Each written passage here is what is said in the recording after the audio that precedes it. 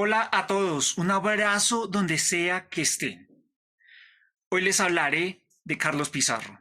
Bienvenidos al canal que lucha contra el olvido. Palabra que sí.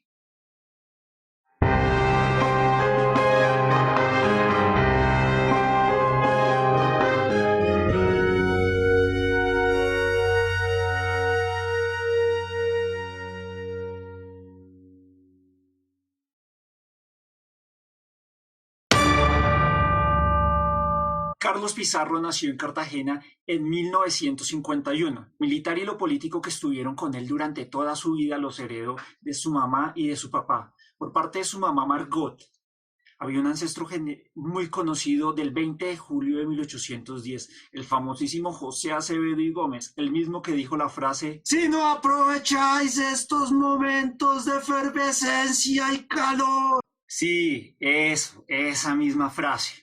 Y también de un intelectual liberal de la época de la Guerra de los Mil Días, Alfonso León Gómez, que fue perseguido y terminó muriendo en un leprosorio de Agua de Dios, donde muy valerosamente, con mucho estoicismo, terminó escribiendo una obra llamada La ciudad de dolor.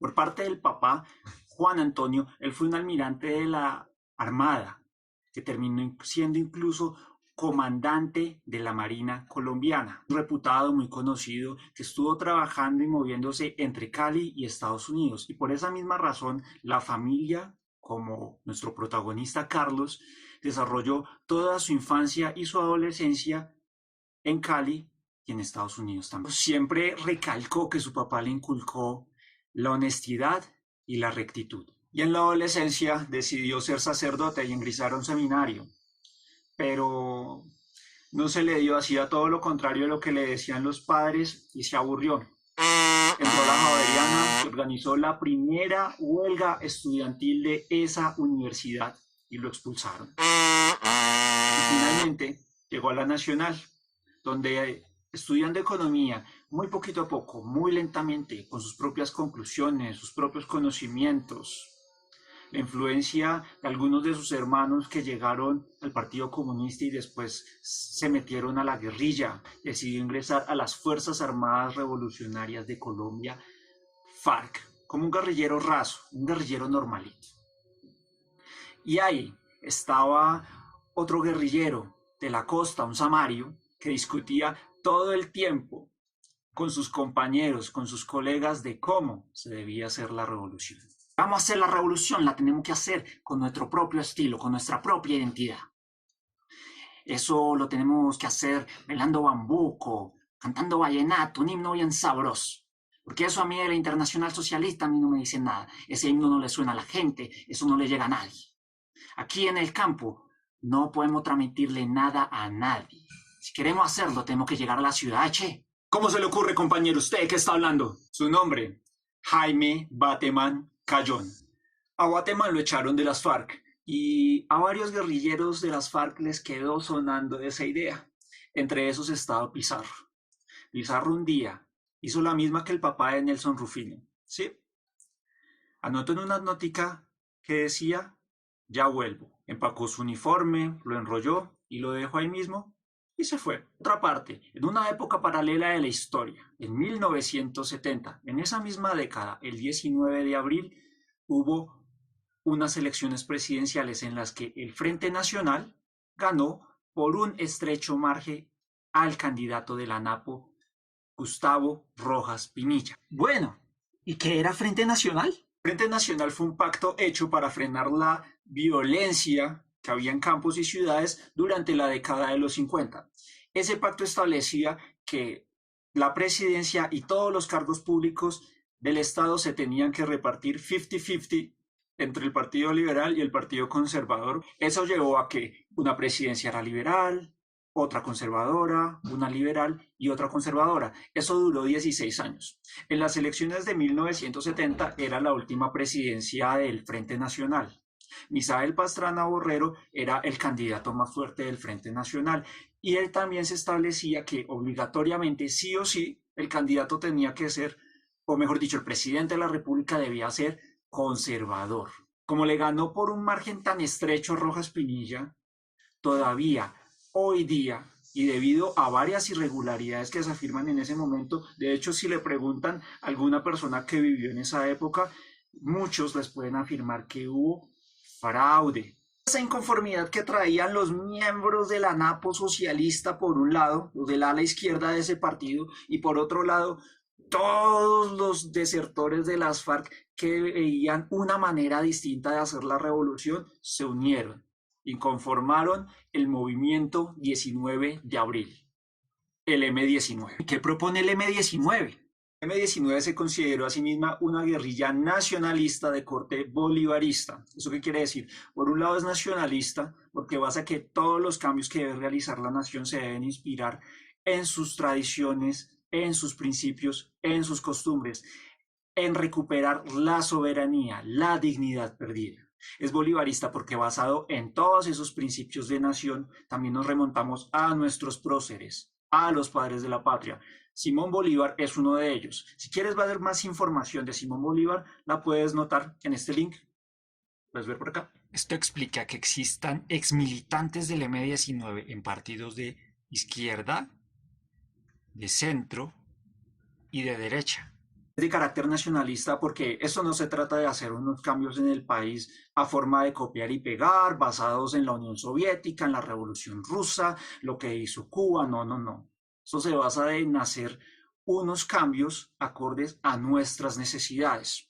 Por tanto, también se aleja de todas esas guerrillas que están basadas en el marxismo-leninismo, como venían las FARC, el ELN, el EPL, etc. Una de estas guerrillas no es como las otras, es diferente de todas las demás. Otra característica que la hace muy diferente a todas las demás guerrillas es el hecho de ser una guerrilla de carácter urbano principalmente, lo que implica tener más contacto con la gente, que la gente los vea. De esa manera, el objetivo final del M-19 era la lucha armada, no para llegar por el poder en sí mismo.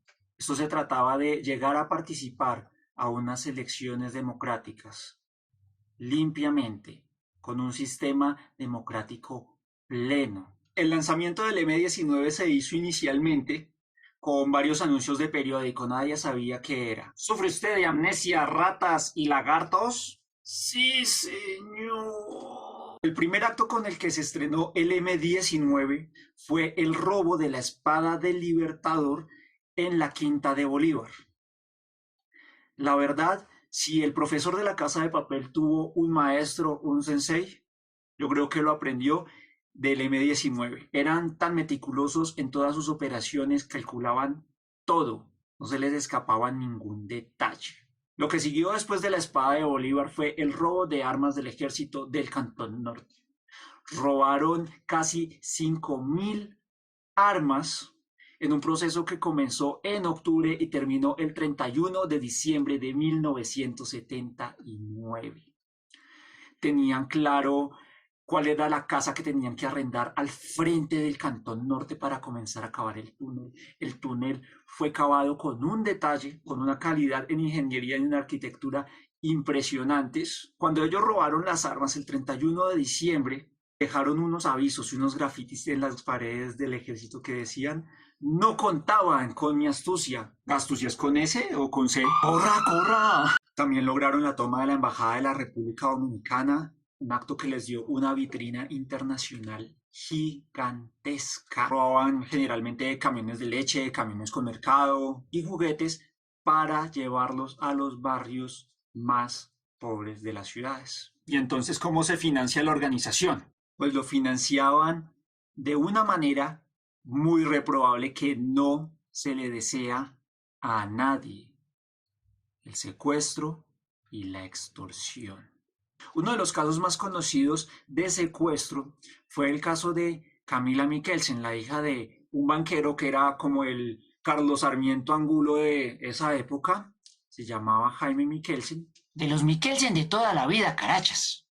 Y él era acusado de haber estafado, de haber acabado con los ahorros de muchísimas familias comunes y corrientes de clase media y de clase baja.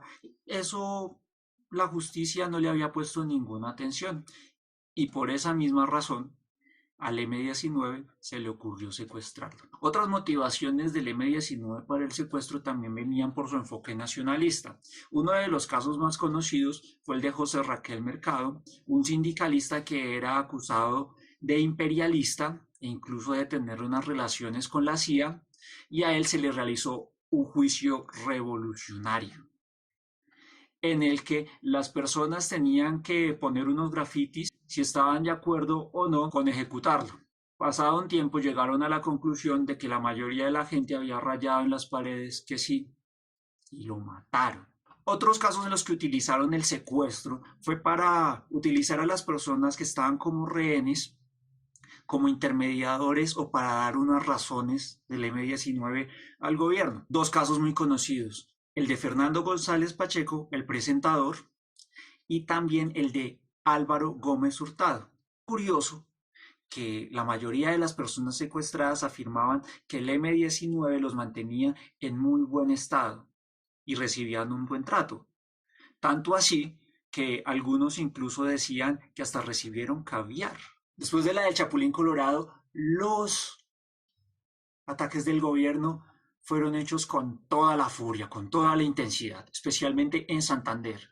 Los combates de Pizarro y su compañera Adriana con todas las tropas del M-19 contra el ejército fueron muy intensos, pero terminaron con varias personas de la organización en prisión y el mismo Pizarro torturado y finalmente encarcelado en la Picota de Bogotá.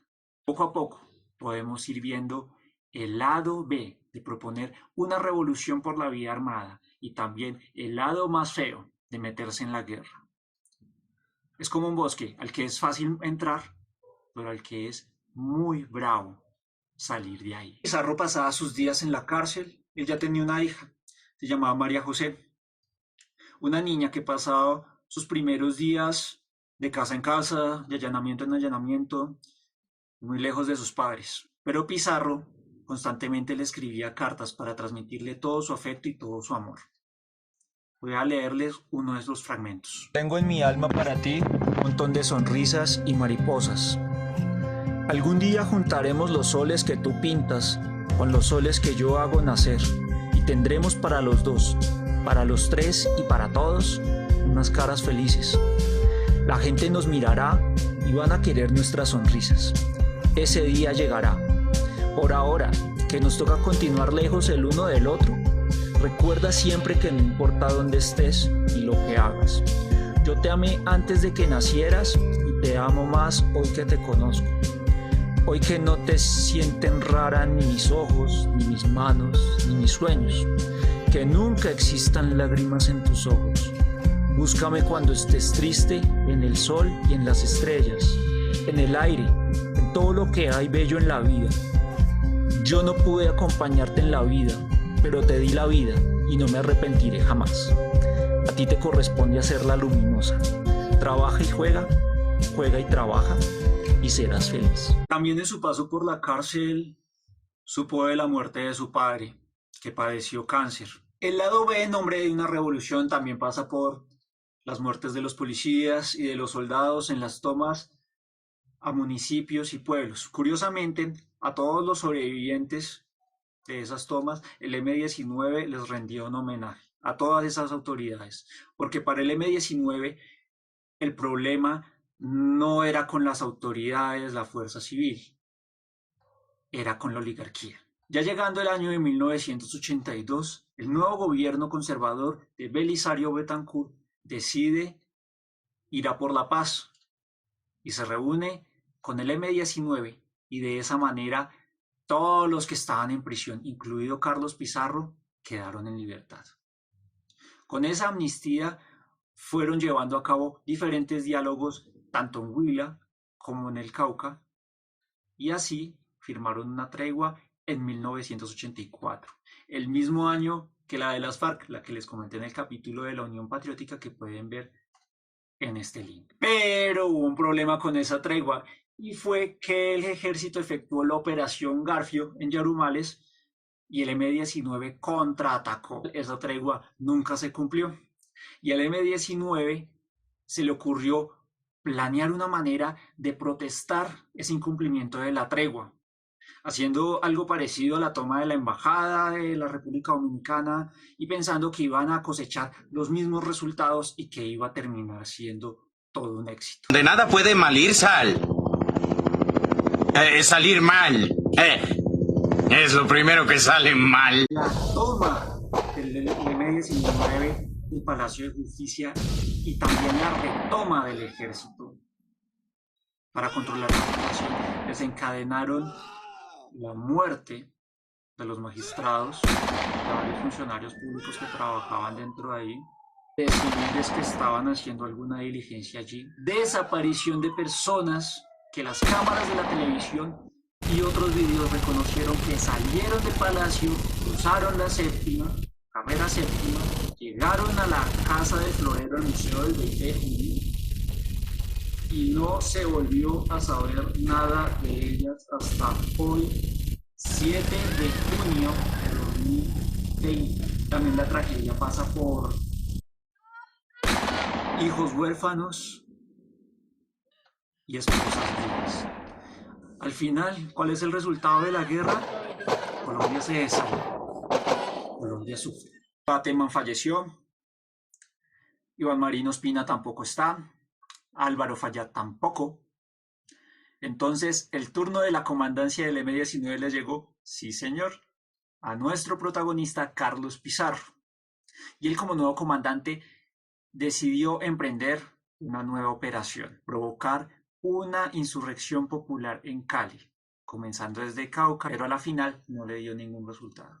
Este hecho que sucedió en Cali, junto con todo lo sucedido previamente en la violencia, las guerras civiles que hemos soportado los colombianos, tantos niños, hijos de personas del M-19 que vivieron lejos de sus padres, tantos militares, tantos policías desaparecidos por culpa de la guerra, tanto conflicto, María José lejos, todo eso fue causando un proceso de concienciación, de reflexión al interior de Carlos Pizarro, hasta que llegó a la conclusión de que el único camino que él podía tomar era el de la paz. De esa manera, ya con el nuevo gobierno de Virgilio Barco, deciden empezar un proceso de paz, que rápidamente termina concretado en 1990, en un caserío en el Cauca llamado Santo Domingo, en las afueras, en medio de la naturaleza,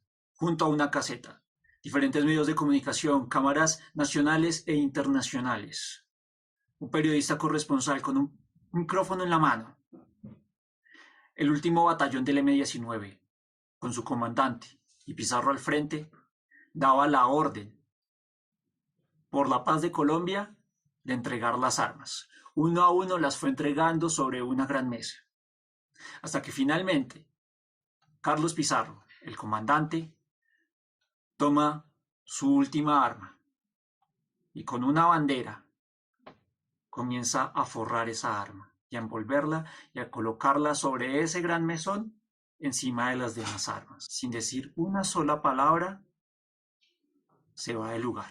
Ese fue su último acto como comandante. Pizarro sabía muy bien que ese proceso de regreso, de retorno a la vida civil, no sería nada fácil. Muchos lo veían como un fascineroso y un terrorista, aunque un gran sector de la gente lo veía como el comandante, el carismático, un hombre que parecía a Freddie Mercury, un tipo con mucho porte, con mucha presencia, y para muchas chicas también era el comandante Papito. Con todo ese impulso se lanzó en un principio como candidato a las elecciones de la alcaldía de Bogotá, tuvo 70.000 votos, que fueron bastante motivación para que él decidiera ir por el premio Prandi y ser presidente de la República para el periodo 1990-1994. El lema de campaña: entre todos cambiaremos la historia de Colombia. Palabra que sí. Pero él sabía que le quedaba muy poco tiempo de vida. Él siempre se resistió a usar un chaleco antibalas y se lo decía todo el tiempo a sus hijas. ¿Para qué lo iba a utilizar si lo iban a matar con un tiro en la cabeza?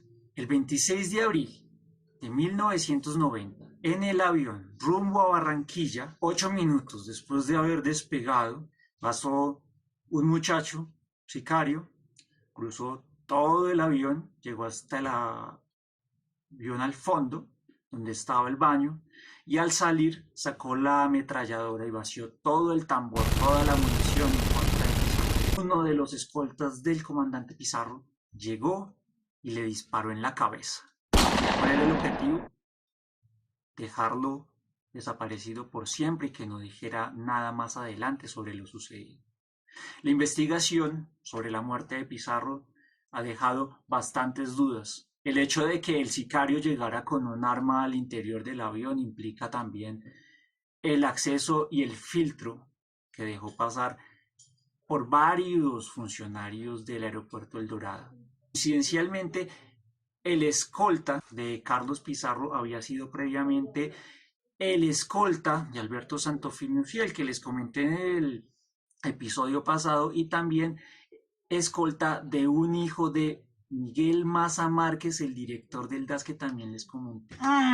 Demasiadas coincidencias. El único culpable encontrado ha sido Carlos Castaño. Los asesinatos planeados por Carlos Castaño, como en el caso de Bernardo Jaramillo, tienen un patrón, y es que son muchachos conseguidos en las comunas de Medellín, muchachos muy pobres, que tienen un saquito de lana, un pantaloncito muy livianito y unos zapatos. Con todos esos enigmas que aún están por resolver, el crimen sigue casi en la impunidad y está en permanente investigación al ser declarado de lesa humanidad. Por su parte, el M-19 en la Constituyente del 91 logró una de las mayorías para hacer realidad los ideales del M-19, o por lo menos dejar un paso. María José, una de sus hijas, tomó varios documentos relacionados con Carlos Pizarro para hacer un ejercicio de memoria histórica. Finalmente, ella es ahora representante a la Cámara. El legado de Carlos Pizarro sigue vigente. Y como no solo de pan y de redes sociales vive el hombre, en la descripción encontrarás artículos, videos recomendados, las fuentes que utilicé para elaborar este relato. Bueno, más allá de preguntarles quién creen que sea el culpable de la muerte de Pizarro o quién es el responsable, quiero que me contesten si realmente vale la pena mantener este círculo vicioso de la guerra que se repite año tras año una y otra vez. Déjenme su comentario en la caja. Si les gustó, clic pulgar arriba y suscríbete al canal. También tilín a la campanita para que veas las notificaciones, por supuesto. Y así podrás ver más y más contenido en la próxima semana sobre otro gran mártir. Entenderás más